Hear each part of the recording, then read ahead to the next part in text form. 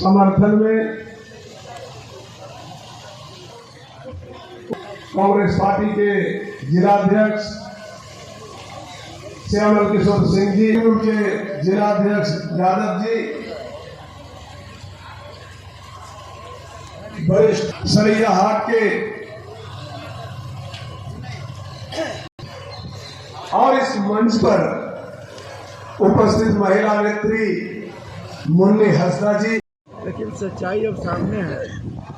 देश के अन्नदाता लगभग 1 वर्षों से सड़कों पर बैठे हुए हैं। सैकड़ों की संख्या में उनकी मौत हो चुकी इस आंदोलन में। मौत का जो क्रम है वो 700 को पार कर चुका है आंकड़ा। मोदी जी की नींद नहीं खुल रही। आंदोलन दिल्ली में हो रहा है।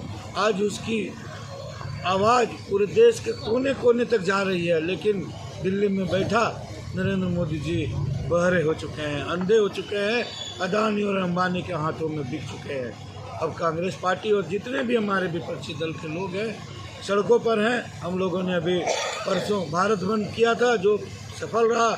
आज ये पूरे देश में आंदोलन है। आज पूरे देश में धरना प्रदर्शन के माध्यम से हम मोदी जी को बताना चाहते हैं, अगर अब भी आप नहीं मानेंगे तो इसका अंजाम और भी बुरा हो सकता है। की धरती है, मान्य दिसम गुरु शिबू सोरेन का क्षेत्र है। हम लोग आंदोलनरत तब तक रहेंगे जब तक किसानों की मांग पूरी नहीं होगी। जो किसान 10 महीने से पूरे देश में धरना कर रहे हैं, प्रदर्शन कर रहे कृषि बिल के खिलाफ में, आज माननीय प्रधानमंत्री देश के मोदी जी कोई सुनवाई नहीं। आज देश में महंगाई है, उनको दिखाई नहीं पड़ता। आज रोजगार नहीं, बेरोजगारी है, उनको दिखाई नहीं पड़ता। आज हर मनरेगा की बात उनको सुनाई नहीं पड़ती। आज गरीबों की आवाज़ उनको सुनाई नहीं पड़ती। और इसीलिए पूरे देश में आज किसान उनके विरोध में है, उनके खिलाफ में है। जब तक ये 3 कृषि बिल वापस नहीं होगा तब तक ये यूपीए गठबंधन आंदोलन करते रहेगा। और फिर भी अगर नहीं सुनेंगे तो ये देश की जनता उनको गद्दी में बैठाया है, ये देश की जनता उनको गद्दी से हटाएगा, तभी हम लोग दम लेंगे और ये आंदोलन चलता रहेगा। ये किसान आंदोलन जन आंदोलन का रूप ले चुका है। हम लोग पिछले 10 महीनों से किसान के साथ हम लोग भी लगातार आंदोलन पर उतारू हैं, लेकिन ये केंद्र की जो गूंगी बहरी सरकार है इसका कोई असर नहीं पड़ रहा है। अब ये सरकार का जाना तय है।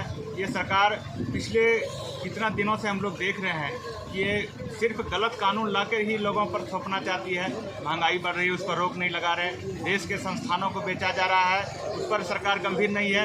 अंबानी और अडानी के फायदे के लिए नियम और कानून बनाए जा रहे हैं। देश में कितने एनपीए का घोटाला करके लोग विदेशों में जाके बस गए, सरकार उसको संरक्षण देने का काम कर रही है। छोटे उद्योगपतियों पर दबाने का काम कर रही है। आज हम लोगों ने देखा कि पिछले कोरोना काल में कितना देश में त्राहिमाम रहा, लोग मरे, कितना दवाई के अभाव में, बेड के अभाव में, ऑक्सीजन के अभाव में लोगों की मौत हो गई। लेकिन उस बीच में सरकार ने ये कृषि कानून का अध्यादेश लाया। अध्यादेश लाने की क्या आवश्यकता थी? बहुत विषम परिस्थिति में अध्यादेश लाया जाता है, लेकिन इस सरकार ने कोरोना के आड़ में इस अध्यादेश को लाने का काम किया ताकि हमको संसद में बहस कराने से सरकार डर रही थी, जबकि ये सरकार फुल बहुमत में है। उसके बाद भी ये सरकार डर रही थी। इसलिए ये साबित होता है कि सरकार के दिल में काला है, सरकार के मन में पाप है। ये सरकार गरीब विरोधी, किसान विरोधी सरकार है ये।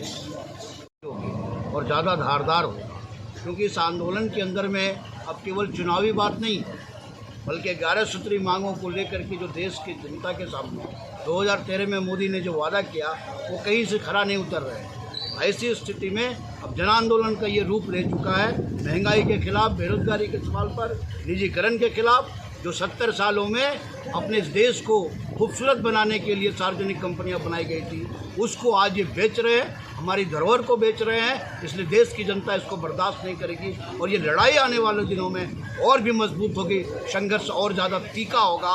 और मोदी सरकार जो आज फाशीवादी रवैया अपनाई है, संसद से लेकर संसद के अंदर में, इसके खिलाफ पूरे विपक्ष 19 दल एकजुट होकर के संघर्ष में हैं। इसलिए जाना इनका तय है।